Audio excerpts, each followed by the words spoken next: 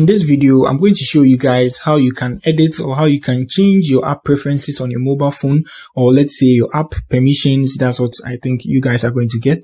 So it's very much simple and easy. If you are using an Android, you can do that. So sometimes when you download apps, they will tell you they need to get access to your contacts, your photos, your videos, your location, and the rest. I'm going to show you guys how to do that. It's very much simple and easy. All you need to do is you just need to move to your mobile phone settings, and then you search for apps here. It depends on the phone you are using. That's why I'm using this method. You search for app here. You are going to find the search of apps on your settings, and then you move to this side to your apps and notifications, and you move to your apps. So this is it. So here I move to my apps here.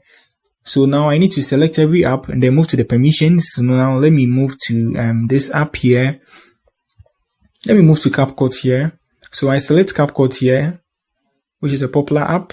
And now I move to the permissions here. So now so when you install CapCut, they want you to give them access to your microphone, your camera, and your storage. So here you can, turn it off like this. So let's say it's a loan app and they are saying they need to get access to your contacts. You can do this, come to your app permissions, and then you turn off your contact, or you can turn it on, depends on what you want to do, the camera and the rest. So that's it on how you can change your app permissions on your Android.